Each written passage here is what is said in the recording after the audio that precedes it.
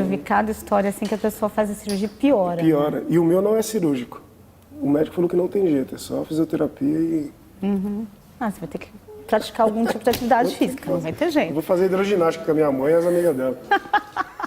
Mas sabe que a gente fica brincando assim, mas eu também, eu tenho desgaste nas duas patelas. Eu fiz o exame e piorou, né? A gente tá tudo podre. Mas dói muito o joelho ou não? Dói quando eu subo escada. Eu reconstruí todo do direito. Ligamento cruzado. E, na verdade, sabe o que eu acho que foi? Eu rompi os ligamentos desse joelho em 2007. E fiquei 6 anos para fazer a cirurgia. Aí o que eu fazia? Como esse joelho meu, ele, tipo, dobrava pro lado, eu ficava fazendo peso só na perna esquerda. Aí você... E é justamente o lado que descompensou.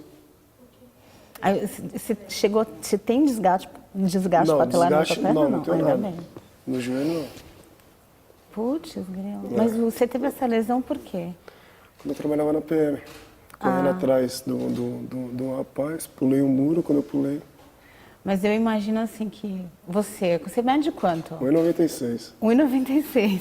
Então, e quando você era mais jovem, você fazia alguma atividade física? Eu jogava basquete, né? Jogava basquete e andei de skate.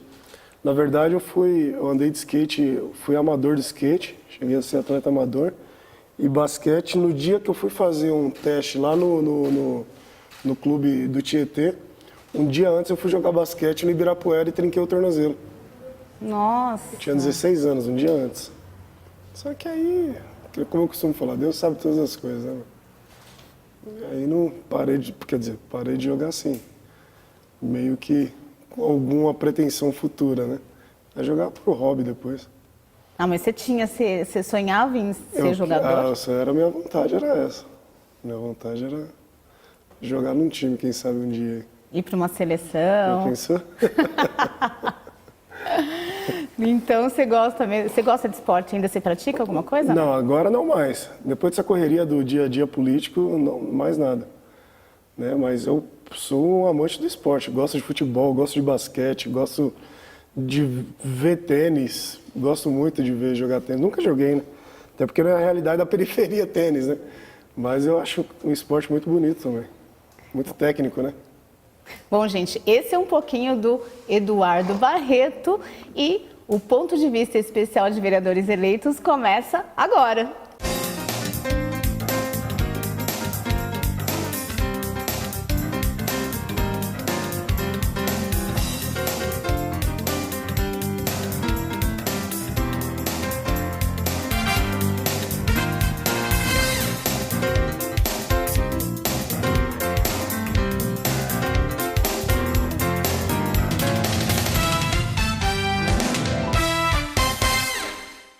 E o ponto de vista conversa hoje com Carlos Eduardo Barreto, o vereador Eduardo Barreto do PCdoB.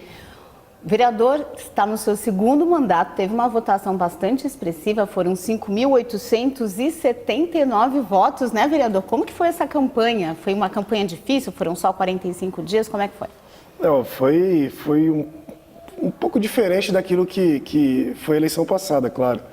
Eleição passada, em 2012, nós tínhamos aí 3 meses para fazer uma campanha, acho que um pouquinho a mais de tempo. Tem como você planejar um pouco mais as ações, traçar melhor as estratégias.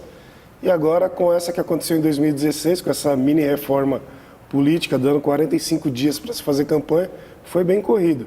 Foi bem corrido, mas as estratégias que traçamos foram as mesmas de 2012. Que foi de estar no dia a dia com o povo, conversando, olhando no olho, sem promessa fantasiosa, que a gente sabe que existe muito em época de campanha, né? A gente começou o programa, né, a abertura, falando um pouquinho de esporte, da sua vida esportiva.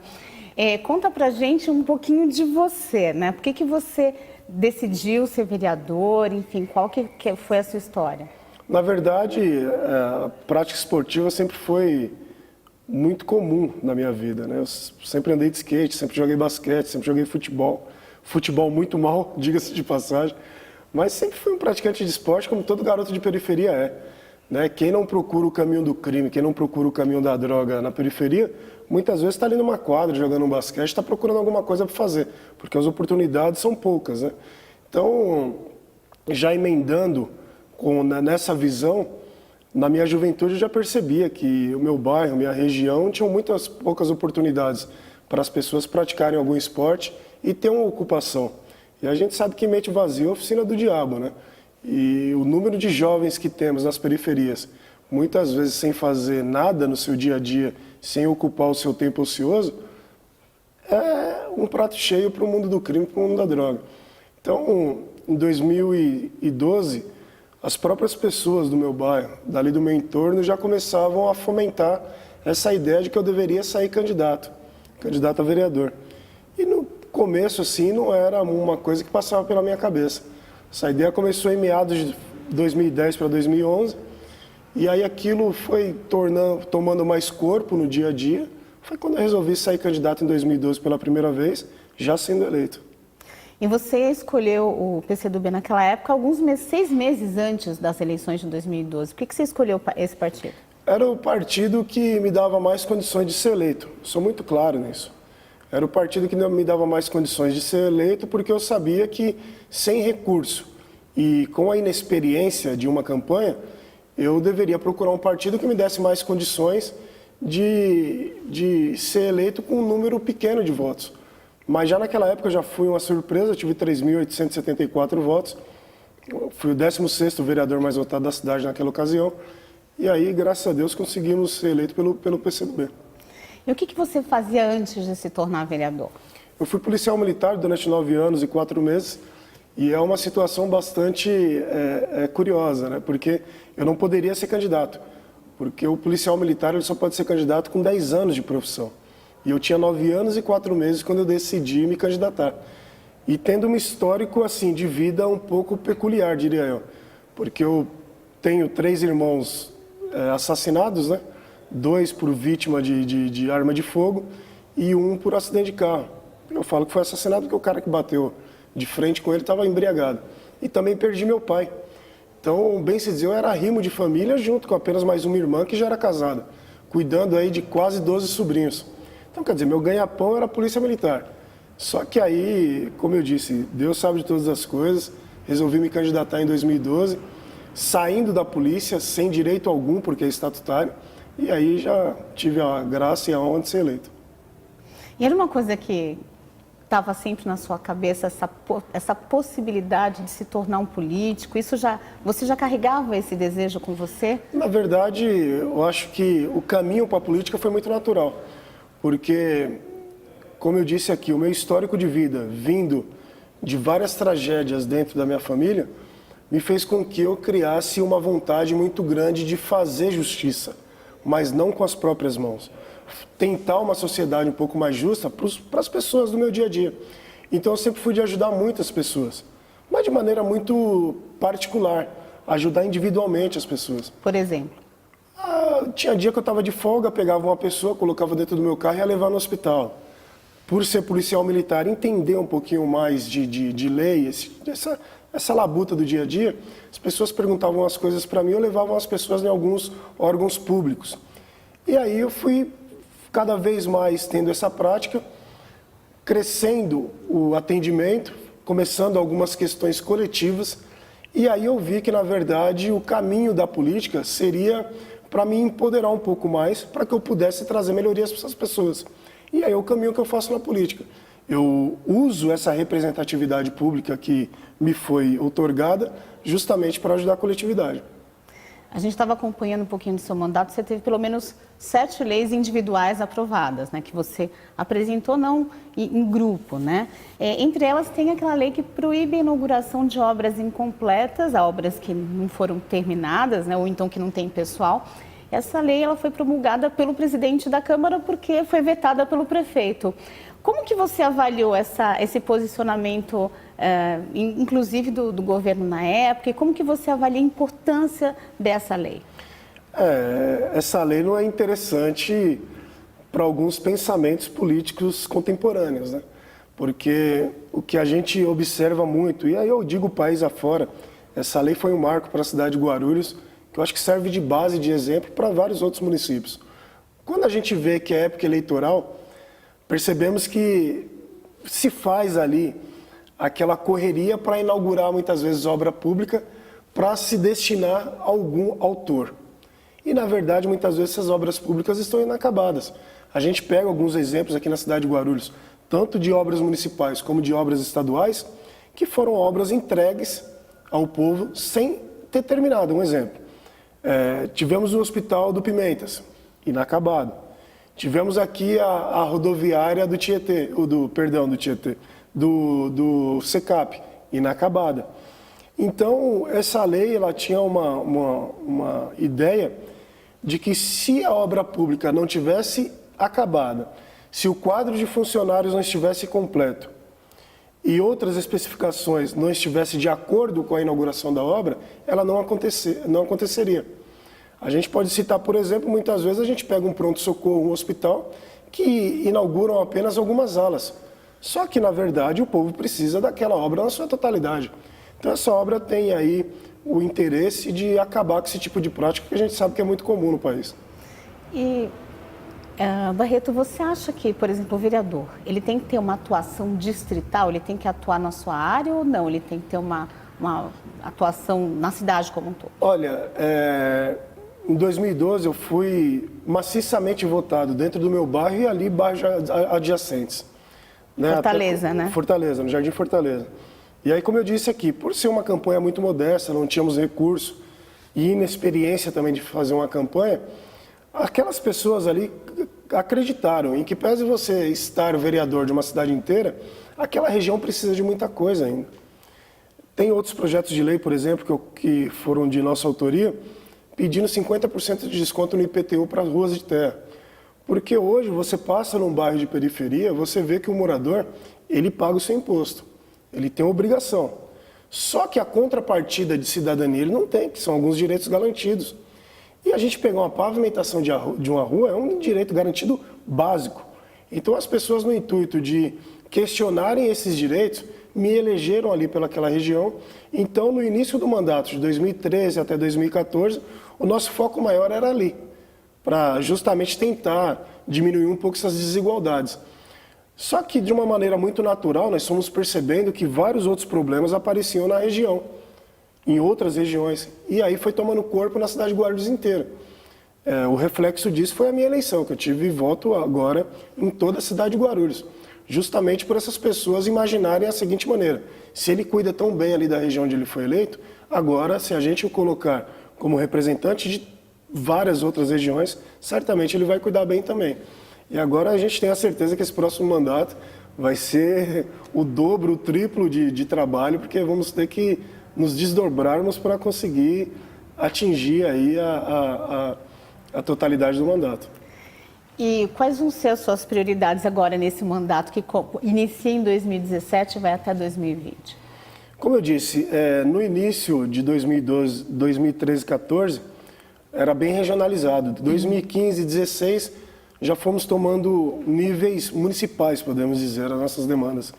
E aí a gente começa a perceber o quanto que a cidade de Guarulhos ainda, vamos colocar aí, vista com até certa forma sem carinho pelo governo do estado. Eu acho que isso daí também se dá pelo fato da nossa bancada de deputados estaduais ter pouca representatividade dentro da Assembleia Legislativa do Estado de São Paulo.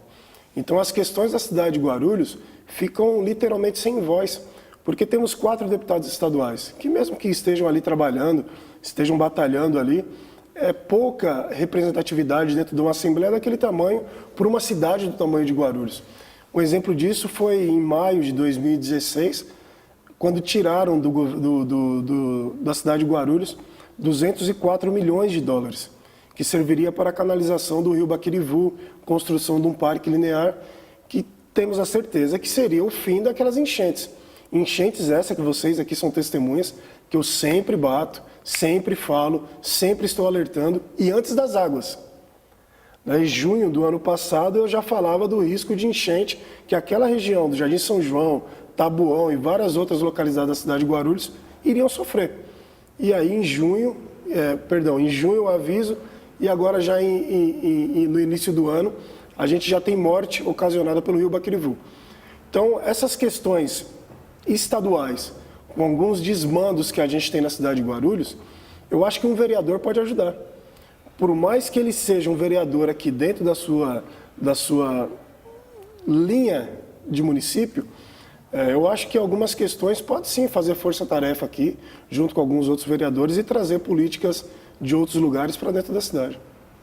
Vamos falar um pouquinho também dessas últimas eleições de 2016. Nessas eleições, o PCdoB apoiou democratas. Sim. E a gente sabe que, historicamente, os dois partidos sempre tiveram de lados opostos, né? O PCdoB sempre mais à esquerda, o Democratas mais à direita. Como que você analisa essa aproximação dos dois partidos? Olha, eu muitas vezes causo desconforto naquilo que eu falo, mas eu não deixo de falar. Eu acredito que a política partidária, por ela só, é um dos grandes entraves da política brasileira. Porque, muitas vezes, o povo é o futebol e a política é a torcida. O partido é a torcida. Então, não se conversam, não se falam. Algumas vezes por questões ideológicas e por diferença de bandeira. Então, você acaba colocando os interesses populares adiante, na verdade, você coloca os interesses partidários adiante do interesse popular. E essa não é a minha maneira de ver a política. O Democratas tem a sua maneira de pensar, o PCdoB tem a sua maneira de pensar, mas partidos são formados por pessoas. E se essas pessoas no dia a dia tiverem diálogo e entendimento, eu não acredito que cor de bandeira vá atrapalhar alguma discussão e construção popular.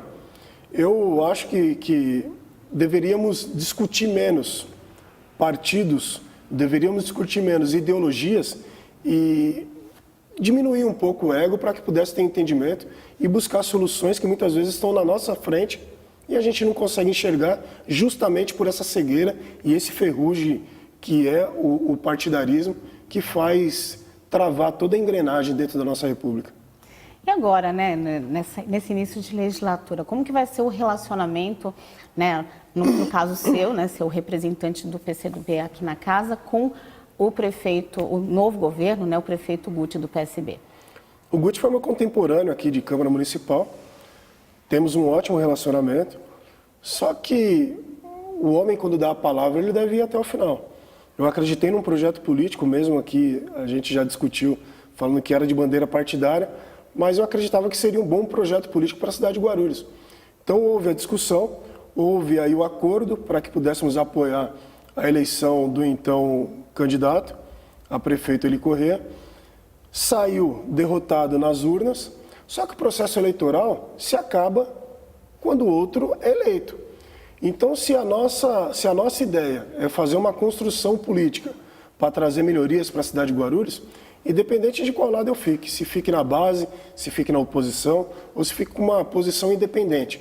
Independente qual seja, eu estaria aberto para o diálogo com o novo prefeito, para que a gente possa aí traçar caminhos vitoriosos para o povo guarulhense. Então não vai ficar na oposição, vai... Isso ainda está sendo discutido, mas aqui eu já firmo o compromisso com o guarulhense de que o caminho que eu ficar, se vir bons projetos para a Câmara Municipal, certamente terá meu posicionamento favorável. Assim como vocês aqui, mais uma vez eu digo, já foram testemunhas, que eu era da base do antigo governo e quando vinha projeto que eu não era dentro daquilo que eu acreditava, eu me posicionava contra. Eu acho que base ou oposição deve ser feita de maneira muito tranquila e de maneira muito sábia. Eduardo, obrigada pela participação aqui no Ponto de Vista. Obrigado, estou à disposição sempre que vocês precisarem. E com isso nós terminamos o Ponto de Vista especial Vereadores Eleitos de hoje. Nós conversamos com o vereador Eduardo Barreto, do PCdoB. E agradeço a sua audiência e me despeço. Até a próxima.